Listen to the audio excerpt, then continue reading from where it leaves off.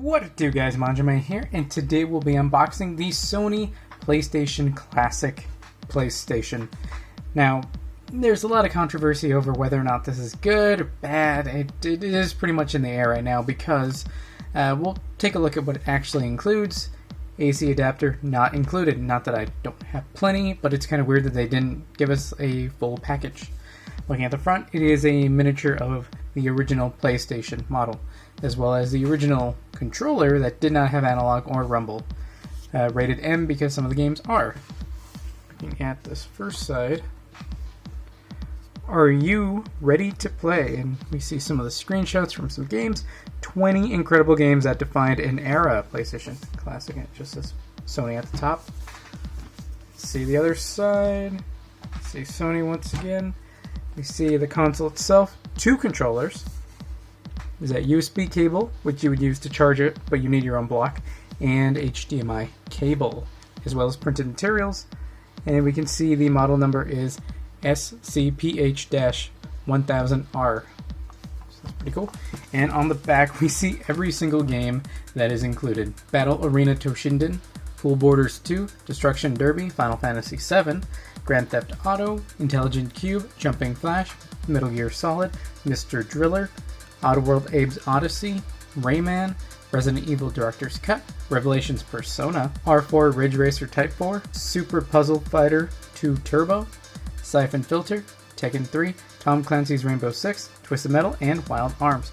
Now this, I don't think, is exactly exemplematic of what the PlayStation 1 had to offer, but I do think it is a pretty decent mishmash of what we can get, considering the time and age that this came out in, wherein you could say, why wasn't Crash on here, why isn't Spyro on there?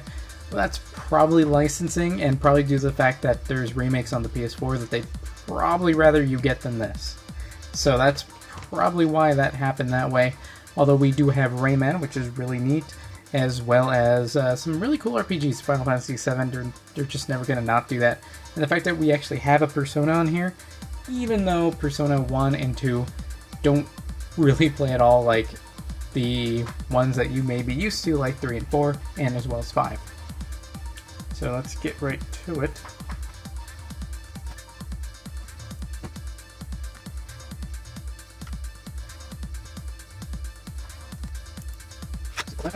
Okay, so that opens in a pretty nice fashion. See how easy it is to take it out, though, because these things usually aren't that easy to take out.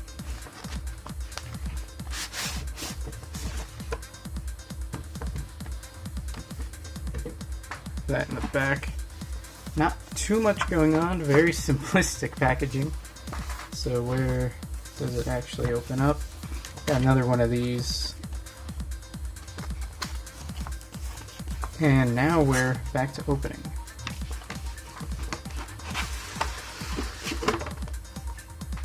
That's all that's in that box. Let's flip it around, and we have the PlayStation Classic. We have a USB port, and that's good for charging. We have the HDMI, which I think is stuck at 720, although you wouldn't really need these to be anything more than that. Reset button, power indicator, open button, controller ports, which are USB, which is pretty rad. And then the controllers, not too much else to really speak of. Now is this... Okay, so now we can get to the console itself. This thing is adorable, I'll give it that. This thing is really cute. We'll set it aside for now, just so we can check out the rest of the stuff that came in here.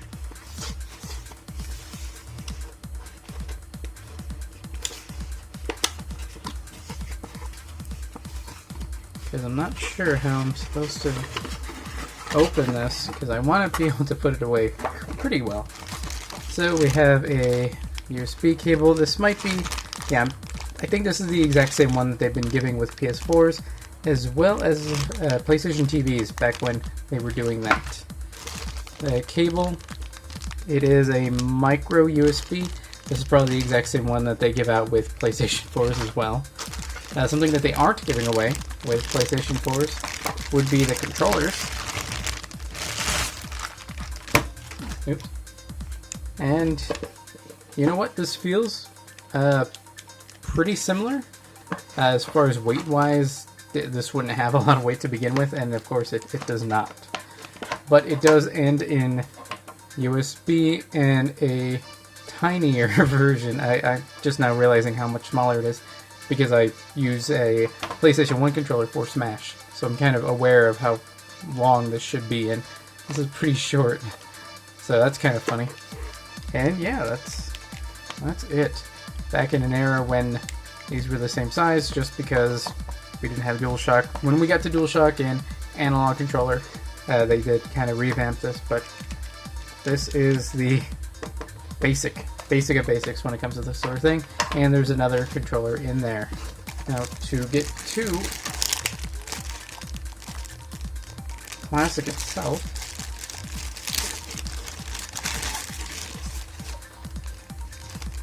there's nice little feet. You'd imagine that the feet would be rubber, but they're not. They're like this soft felt. Have what I assume should be vents for ventilation, though I'm not exactly sure. Doesn't look like there's too much holding this thing together, although it's all pretty much on display there. Let's see, we have the 2 USBs, which would be each controller. Pretty nicely done. I wonder if you can just use them on regular PC. I'm going to say probably, but you also probably don't need to because you can just use a PS4 controller and other stuff like that. So, you have the open button, have the power button, reset button.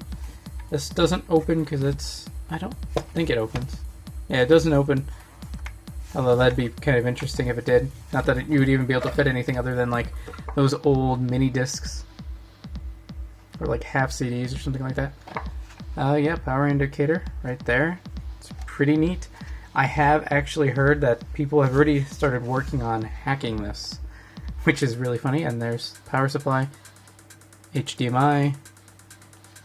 This is just a mold, so this doesn't actually come off. But the original models had this parallel port that you would plug in, and I think people used for cheat devices.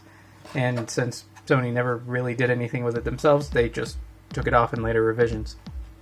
As I was saying, people have already been working on hacking this thing and putting different ISOs and ROMs onto it, and with some success so far. So I think the future for this thing is very bright. I think the thing you get out of the box isn't worth $100, but if you're able to hack this thing and, you know, get some good mileage out of it, I think it might be worth it, as well as being able to use other controllers, because if, say, you're able to get Ape Escape, these controllers aren't really gonna cut it, because Ape Escape was, I believe, made for at least the analog controllers to utilize.